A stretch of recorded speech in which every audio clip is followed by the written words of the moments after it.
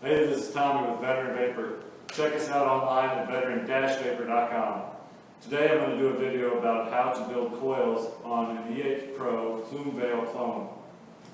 This is going to be a beginner video on how to build basic coils that anybody can do, especially if you're just starting as a dripper. This is a really good dripper, really good airflow, deep liquid well, so it'll hold a good amount of liquid, get you a decent amount of vapor, and it's just an all-around good dripper. So let's get started. Here we go. So I am going to break this thing down, and I've already gotten the screw holes loosened up, so you're going to have a gap big enough to put the wire through each of these holes. So the way that this works is you'll have a dual coil setup.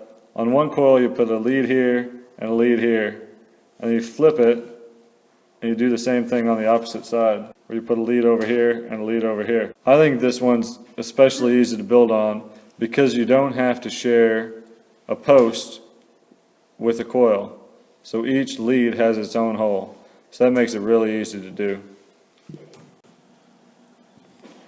So now I'm going to build two coils using 26 gauge kanthal, a 2mm screwdriver with 6 wraps. And this should turn out to be somewhere around 0.3. I've got about 6 inches of kanthal, and this should be more than enough to make 2 coils. I've been doing this for a while, so you may need a little more to have your leads a little longer to guide them in, stuff like that. But I can get by with about 6 inches, and you could too after you've done this a couple times. Basic things you'll need is, I've got this 2mm screwdriver, 6 inches of kanthal. You need some clippers, you need some tweezers, a screwdriver obviously to unscrew your posts on your atomizer itself, and you may or may not need a pair of needle nose pliers. You could use those to tighten up the coils as well. You take the end of the kanthal, clamp it with your finger, just make 6 wraps. So that's 1, 2, 3, 4, 5, 6. And make the leads both go the same direction, like this. And you don't have to make them perfectly tight, because now you can take it to the end, pinch it on there, hold it for a second, let it go, and they're already pretty tight.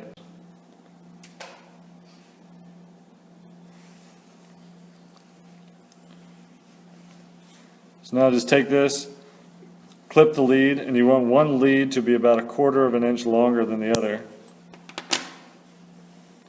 And this will make it easier to guide it in. So now I'm going to do the exact same thing with the other end of the wire.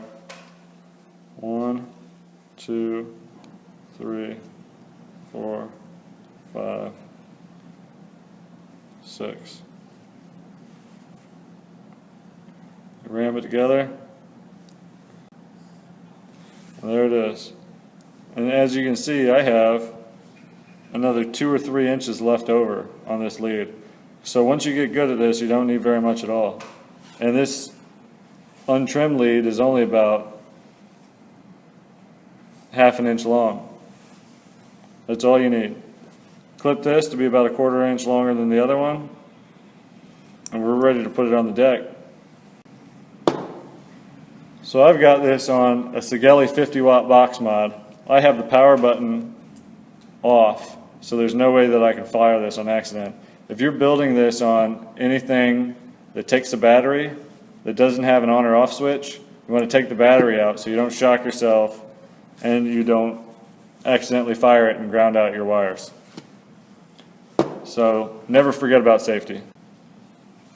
So I got this coil here still on the screwdriver, and you have to put it in a certain way because the deck here is offset. You have one lead that's facing up, one lead that's wrapped underneath. So you take the one that's on the top side and you put it into the one on the deck that's higher than the other one. Slide it right in there, both holes.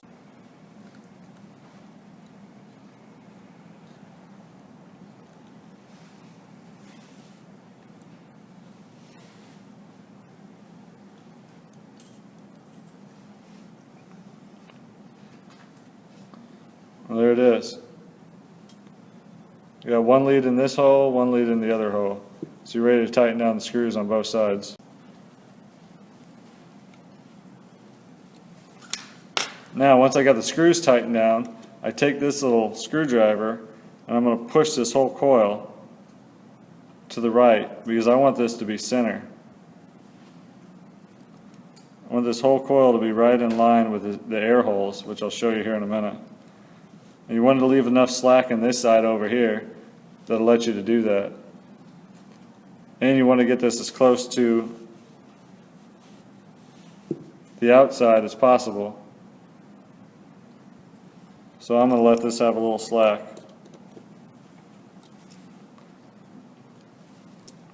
on both sides. Now that I let it loose a little bit, I can move it closer to the outside of the deck. This will get it closer to the air hole. And I'm going to raise it a little bit so it's not very low. I want to have it right in line with the top of this.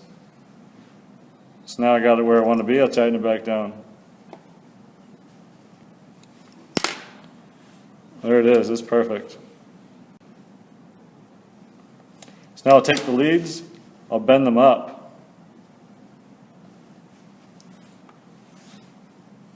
Having them bent up will keep the coil from backing out in case the screw comes loose. So now that they're bent completely straight up, I'll clip the lead off. Just a little below the screw head. Now we're ready for the second coil. Do the exact same thing on the opposite side. When you do the second one, when you put the lead in this hole here, the lead is going to run into the other coil. So when you do this, you want to guide it through the hole where it doesn't go into the coil itself. You want to guide it to the side and bring it up so the leads don't touch each other. So here's what I'm talking about. I got the coil through the hole, and this lead from this coil is on top of the other one. So this way, I can pull that lead directly up and get it out of the way so it doesn't get wrapped into the other coil. And then I can do just like the other coil, straighten it up, bring it out a little bit, tighten the screw holes down. Another tip, if you're using smaller gauge than 26, like a 28 or a 30, you want to be very careful how much you tighten these screws because it doesn't take much to snap the kanthal. Then you have to redo the coils right over again. Now I got the coil where I want it to be, I'll clip them off just like the other ones. So I'll give it one final look. I got nothing touching the deck, nothing touching the outside of the deck. The coils are all in line and they're ready to fire.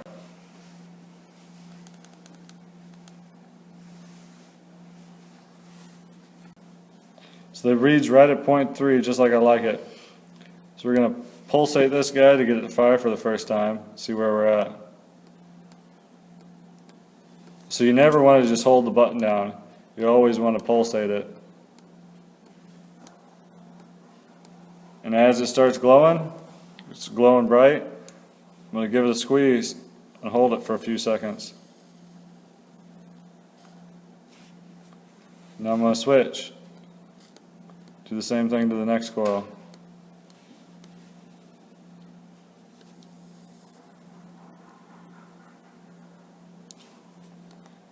I'll just keep rotating until those coils are nice and tight.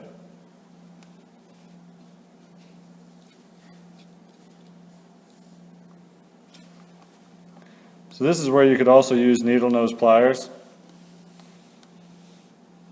But since this gauge isn't very low, tweezers do the trick. And there it is. So now that I got them glowing evenly, I'm going to put the screwdriver back in them and move them back into place.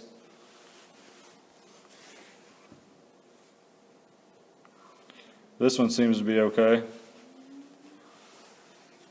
The opposite side is a little far to the right, so I'm just going to scoot it back just a little bit.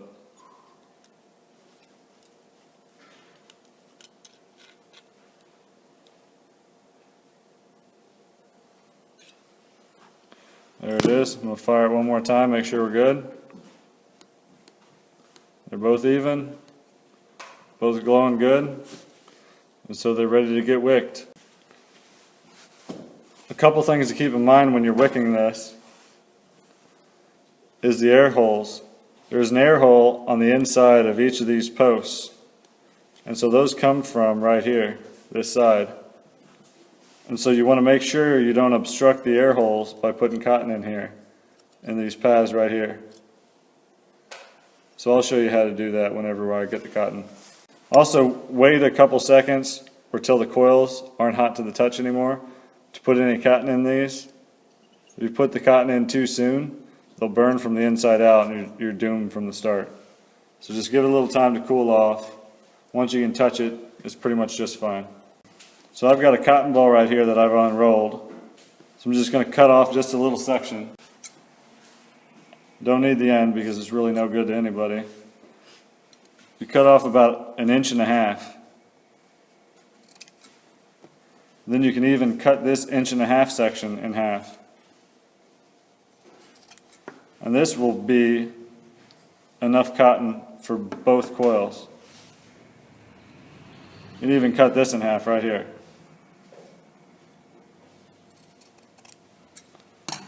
So this little piece right here is enough cotton for your coils.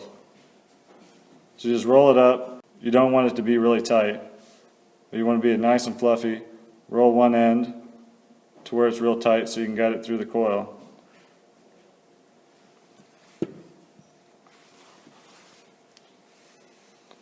You just stuff it in and pull it through.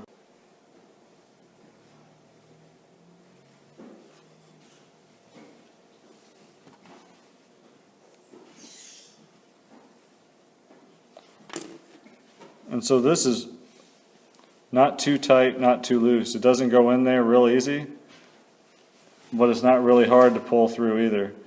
If it's so hard that you're moving your coil trying to get it in there, it's too tight. If it's so loose that it just falls right through there, it's too loose. You want to find a little happy medium. And so then I'll cut about 1/4 inch off the side of the dripper itself on each side. And I'm going to do the exact same thing to the opposite side. I'll take that piece that was left over, fluff it real well, make one end real tight.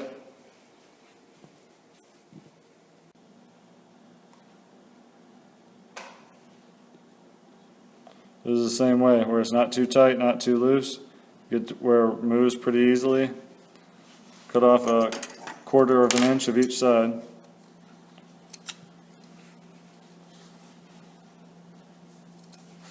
They're nice and even. Then you take a pick, a screwdriver, anything you want to, and just fluff these to get the cotton nice and fluffy.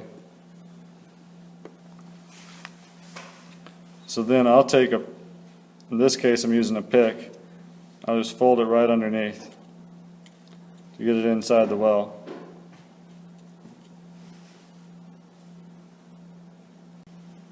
Do the exact same thing to the other side.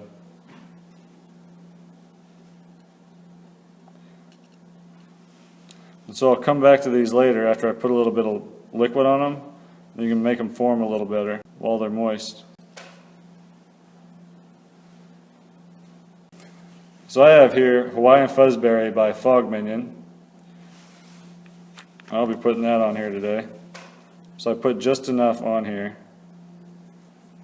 to make the cotton nice and moist. That way I can put it where I want it to go and it'll stay there.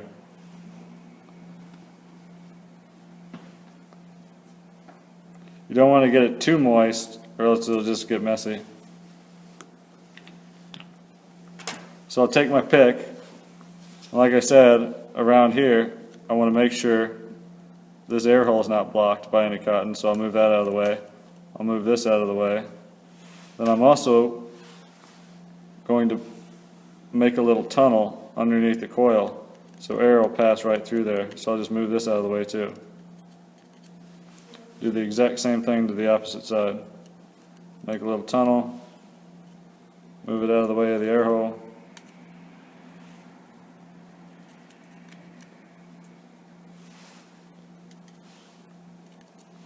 We're ready. So now I can give this thing a little test fire.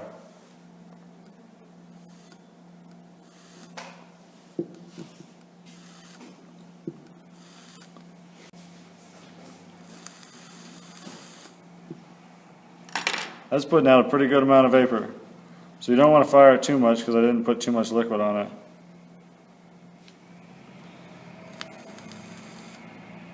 But it's ready to go. So about this cap. So this cap has 3 air holes on this side, 3 air holes on the opposite side, an air hole here, and an air hole on this side. So these 3 little air holes are put there to match this air hole on the post. So if you didn't put the coils directly center like I did, you'd use one of the other ones to offset the air holes. So since I put it straight, I just use the one in the middle. I put the cap right on there. So now these coils are directly in front of this air hole here. I can turn this cap to choke off the airflow on these.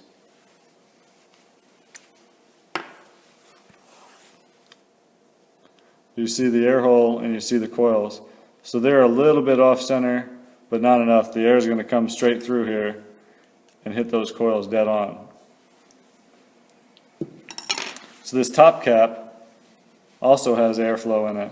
There's a hole right here and a hole right here. And you adjust it by twisting this drip tip, and it moves the base of this piece right here up and down. The downside of it, when it's all the way down and the hole's open, the chamber gets smaller. So I prefer to have it open just a little bit. Also, if your coils are too high in the deck, it'll start to burn the bottom of this piece. This piece has a little bit of burn on it right here. So you don't want to have this thing too low, especially if your coils are really high up, or else they'll just melt. So I got that on there, got my airflow set, and we're ready. It's done. Now you've seen how to build one. I'm going to give a little puff on this little fellow to show you what kind of vapor it gets.